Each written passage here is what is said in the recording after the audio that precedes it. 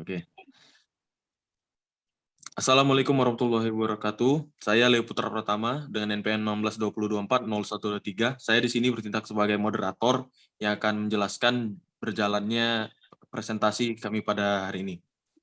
Saya sebelum itu akan memperkenalkan dulu anggota kelompok saya.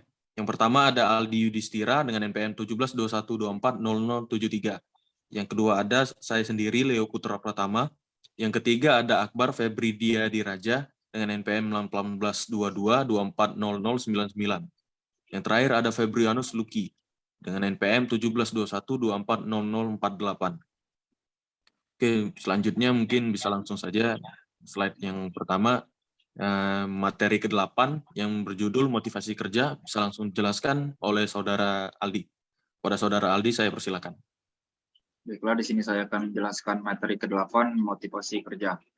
Itu yang pertama, konsep motivasi kerja. Kegairahan kerja, kemampuan dan kesenangan yang mendalam terhadap pekerjaan yang dilakukan. Kemudian motif, suatu perangsangan keinginan dan daya penggerak kemauan bekerja seseorang. Dan yang terakhir, motivasi pemberian daya penggerak yang menciptakan kegiatan kerja seseorang agar mereka mau bekerja sama. Kemudian yang kedua, tujuan motivasi.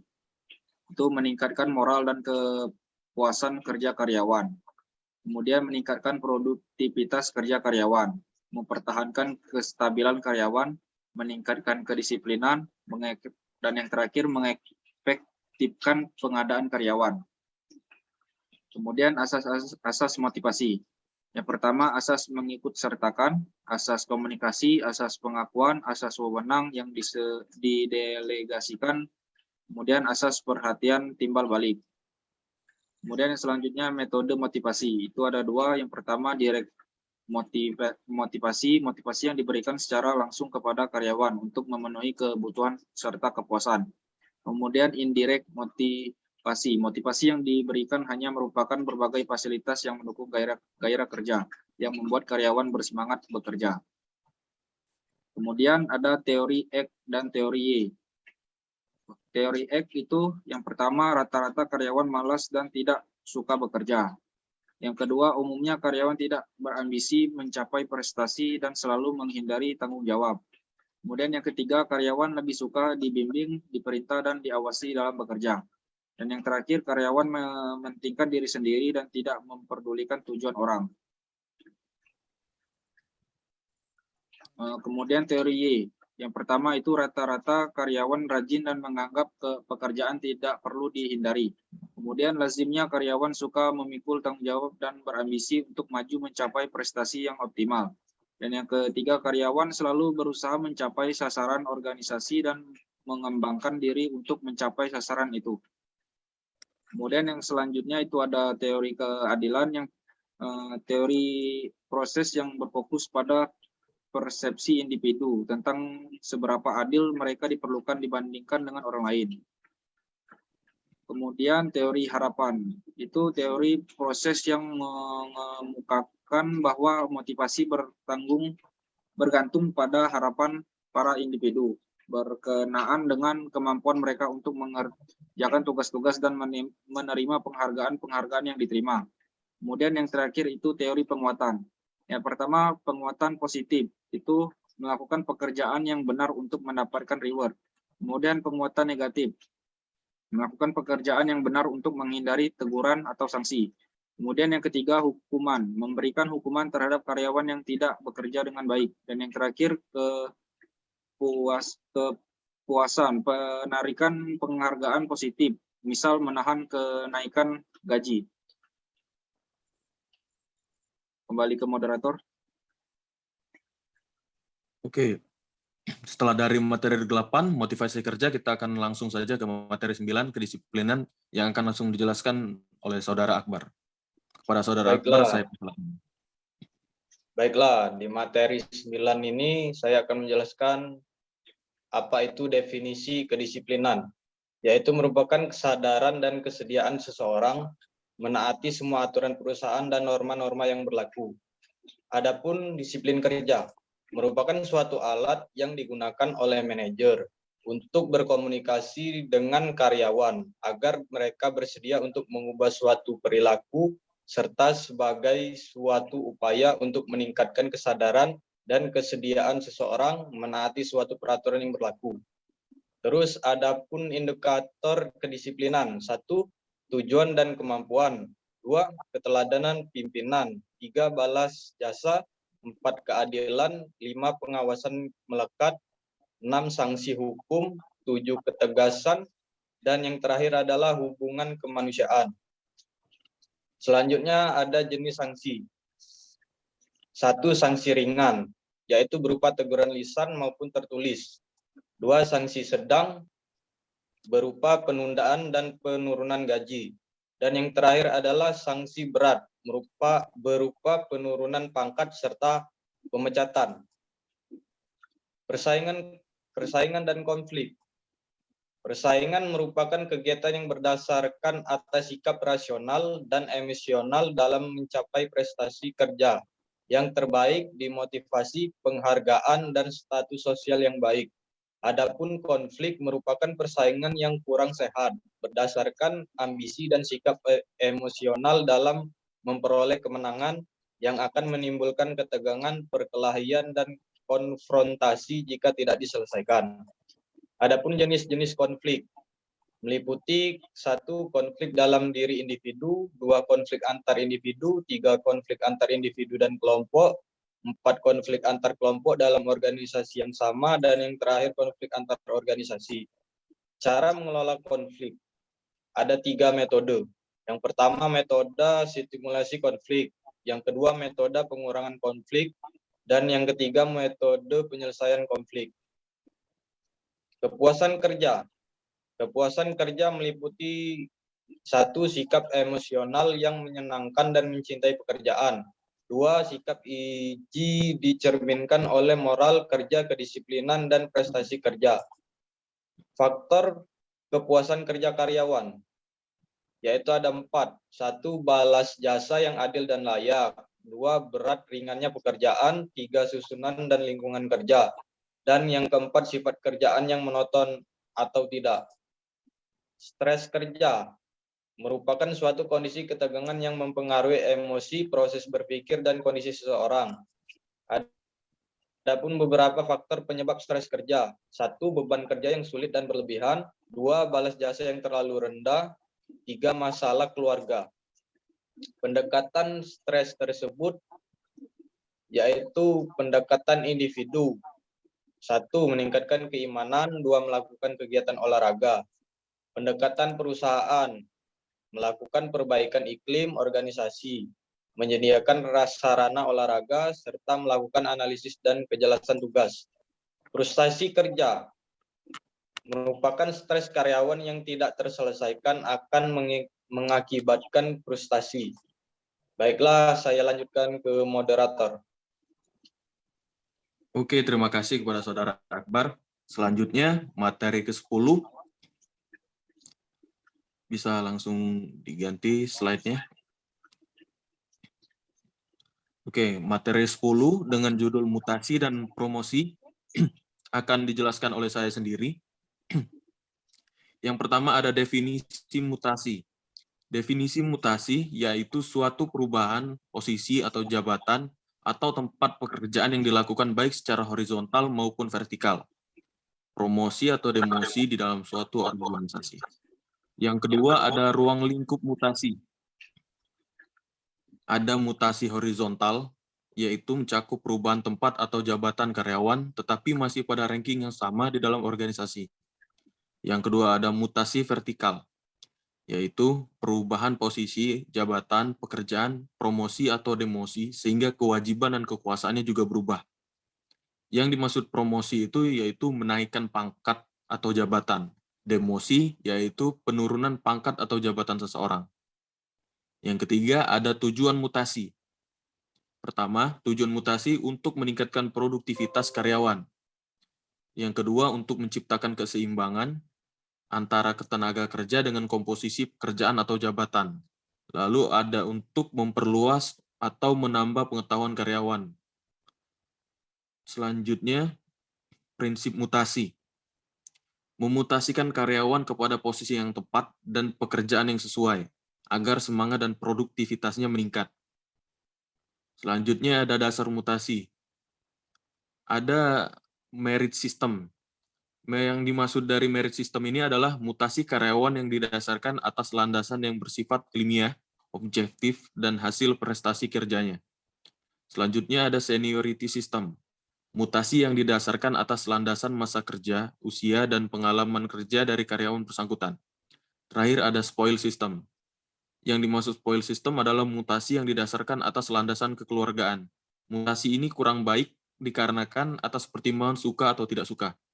Lalu ada cara-cara mutasi. Yang pertama ada cara tidak ilmiah. Yang dimaksud dari cara tidak ilmiah adalah tidak didasarkan pada norma atau standar tertentu.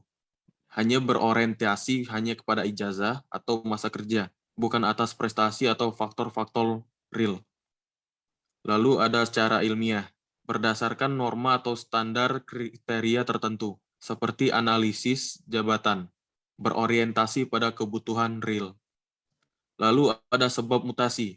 Yang pertama ada permintaan sendiri, yang maksudnya adalah mutasi yang dilakukan atas keinginan sendiri dari karyawan yang bersangkutan dan dengan mendapat persetujuan pimpinan organisasi.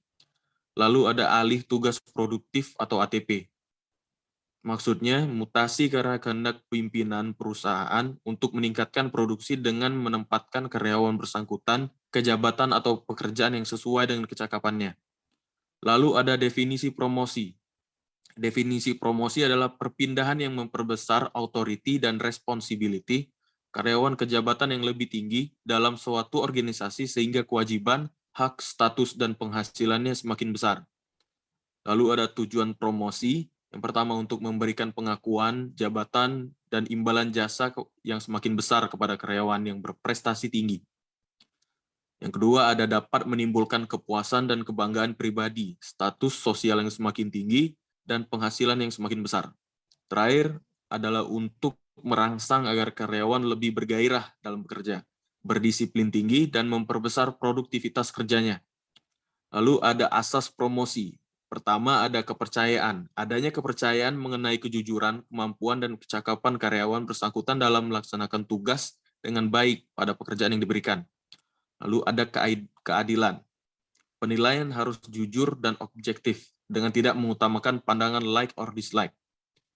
Terakhir ada formasi, yaitu promosi harus berasaskan kepada formasi yang ada. Karena promosi karyawan hanya mungkin dilakukan jika ada formasi jabatan yang lowong. Lalu ada dasar-dasar promosi. Yang pertama ada pengalaman. Promosi yang didasarkan pada lamanya kerja karyawan. Yang kedua ada pertimbangan promosi adalah pengalaman terlama dalam perusahaan mendapat prioritas pertama dalam tindakan promosi. Lalu ada kecakapan, total dari semua keahlian yang diperlukan untuk mencapai hasil yang bisa dipertanggungjawabkan. Lalu ada syarat promosi.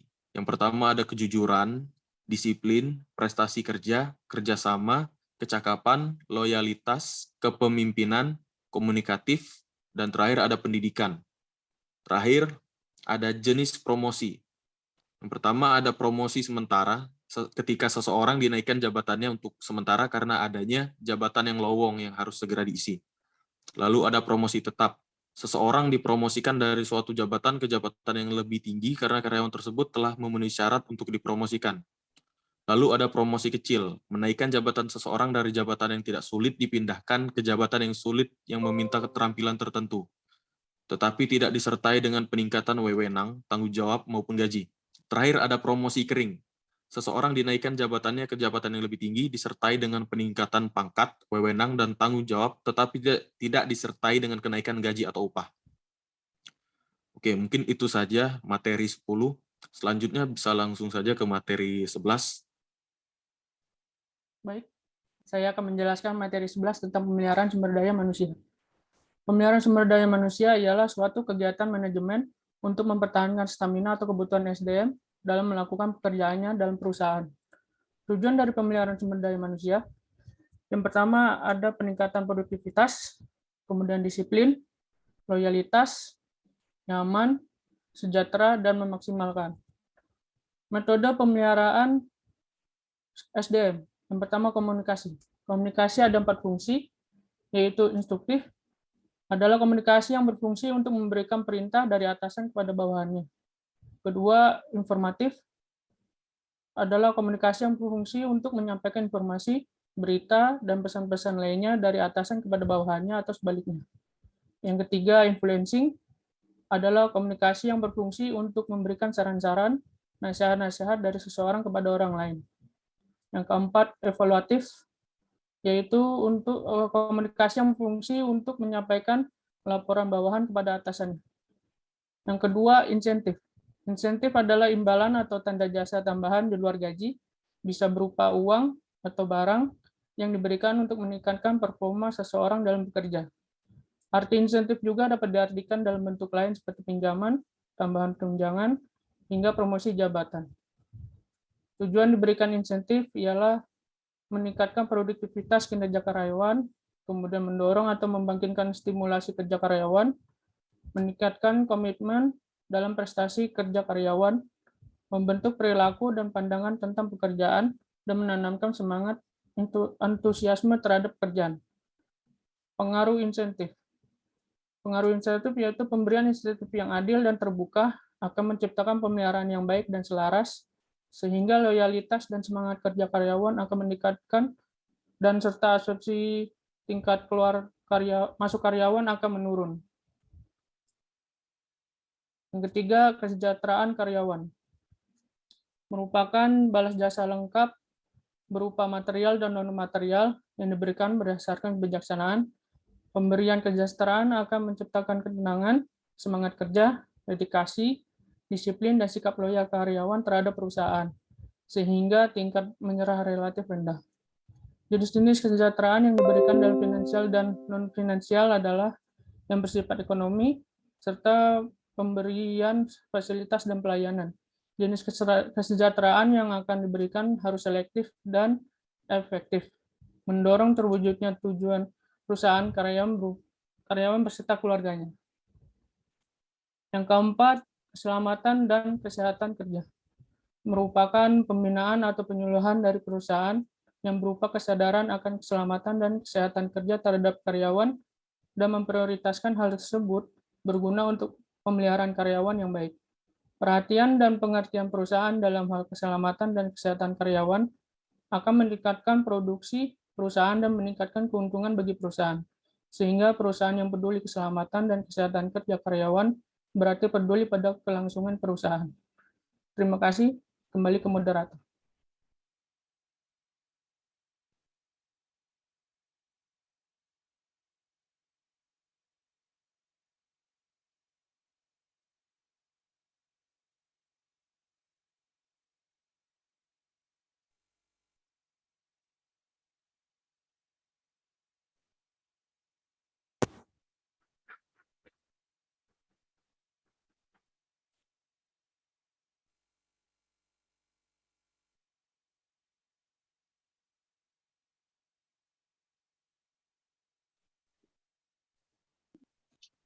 Maaf, ada kesalahan teknis.